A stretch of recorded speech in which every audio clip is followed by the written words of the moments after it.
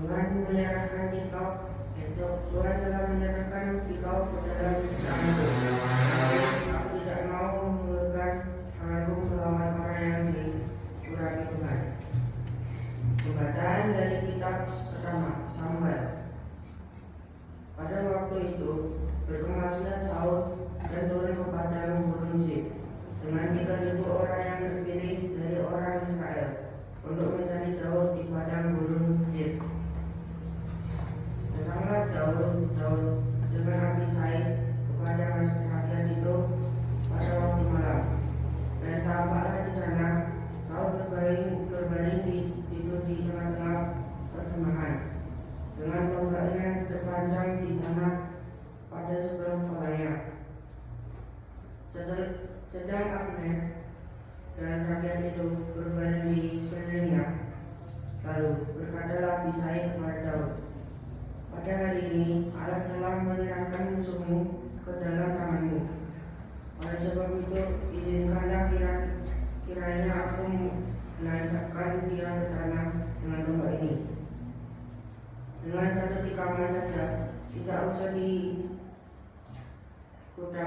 kutacapkan 2 kali.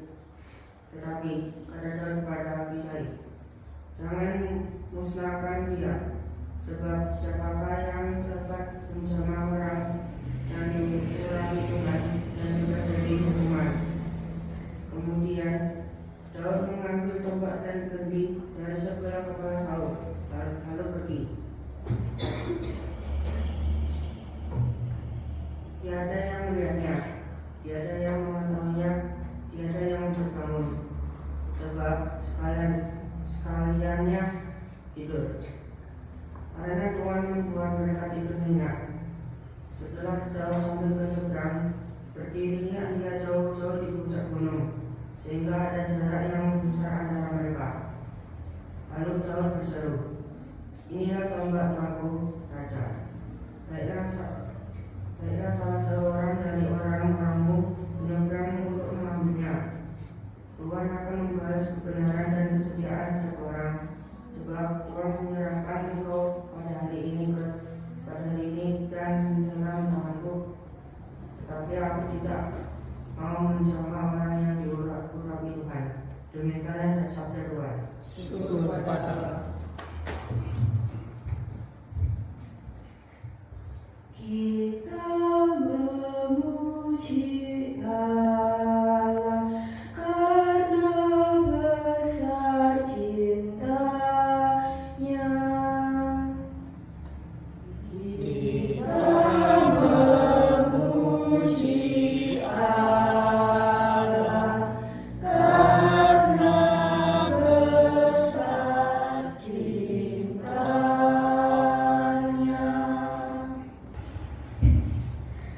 Sebagaimana kita menyandang rupa duniawi, demikian pula kita akan menyandang rupa surgawi.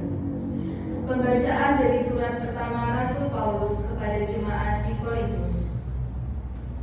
Saudara-saudara, Adam, manusia pertama, dijadikan makhluk hidup, tetapi Adam terakhir menjadi roh yang menghidupkan.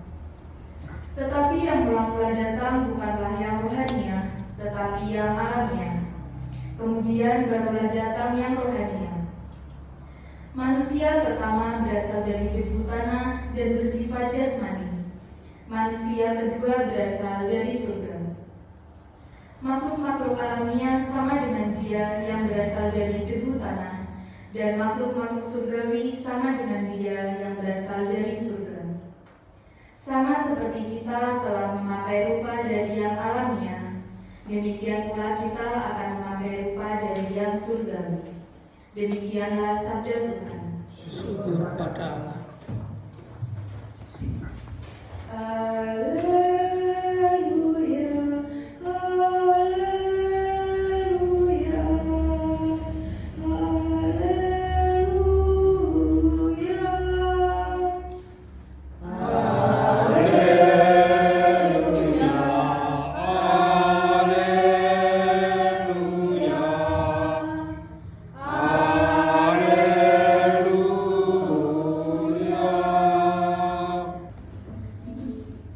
Tuhan beserta kita. sekarang dan selama-lamanya. Inilah Injil Yesus Kristus menurut Lukas.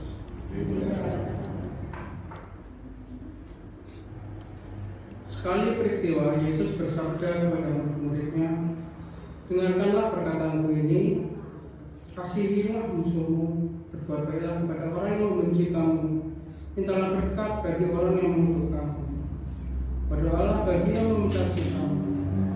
Bila orang menampar pipi yang satu, berikanlah juga pipi yang lain. Bila orang lain mengambil jubahmu, biarkan juga ia mengambil bajumu. Berilah kepada setiap orang yang meminta kepadamu, dan janganlah meminta kembali dari orang yang mengambil kepunyaanmu. Sebagaimana kamu kehendaki orang berbuat kepadamu, demikianlah hendaknya kamu berbuat kepada mereka. Kalau kamu mengasihi orang yang mengasihi kamu, apa jasamu? Orang-orang berdosa pun mengasihi orang lain dan mengasihi mereka. Kalau kamu berbuat baik kepada orang yang berbuat baik kepadamu, apakah jasamu? Orang-orang berdosa pun berbuat demikian. Dan kalau kamu memberi pinjaman kepada orang dengan harapan akan memperoleh sesuatu daripadanya, apakah jasamu?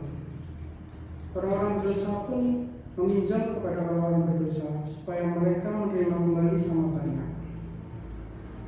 Tetapi kamu kasihlah musuhmu dan berbuat baik kepada mereka, dan beri pinjaman tanpa mengharapkan balasan. Maka ganjaranmu akan besar, dan kamu akan menjadi anak Allah yang Maha Tinggi. Sebab ia baik terhadap orang yang tidak tahu berterima kasih dan terhadap orang jahat. Hendaklah kamu bermurah hati sebagaimana Bapamu murah hati adanya. Janganlah kamu menghakimi, maka kamu pun tidak akan dihakimi. Dan janganlah kamu menghukum, maka kamu pun tidak akan dihukum. Ampunilah, maka kamu akan diampuni. Berilah, maka kamu akan diberi. Satu takaran yang baik, yang dipadatkan, yang diguncangkan dan tumpah keluar, akan dicurahkan ke pangkuanmu. Sebab ukuran yang kamu pakai akan dipakai untuk diukur kepadamu pula. Demikianlah Injil Tuhan.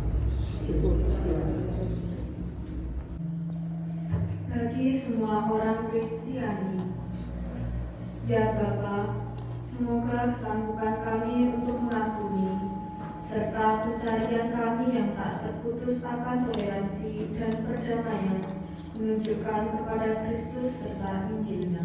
Kami mohon. Ampunilah doa kami ya Tuhan. Bagi semua bangsa di dunia, ya Bapa, semoga bangsa-bangsa di dunia mengarahkan tujuannya dari dominasi politik atau ekonomis ke semangat solidaritas dan persahabatan dengan semua bangsa lain. Kami mohon. Ampunilah doa kami ya Tuhan. Bagi mereka yang menganiaya dan memusuhi umat beriman, ya Bapa, semoga kemurahan hati-Mu mengampuni para penganiaya dan yang menganggap diri mereka musuh umat beriman, serta membuka mata mereka bagi rencana Allah yang penuh kasih bagi setiap manusia. Kami mohon. Ampunilah doa kami ya Tuhan. Bagi kita sendiri, ya Bapa, semoga kami mendengar panggilan Yesus untuk menghilangkan sikap permusuhan karena sikap cinta diri kami, dan semoga kami mengatasi kejahatan dengan kebaikan. Kami mohon. Ampunilah doa kami ya Tuhan.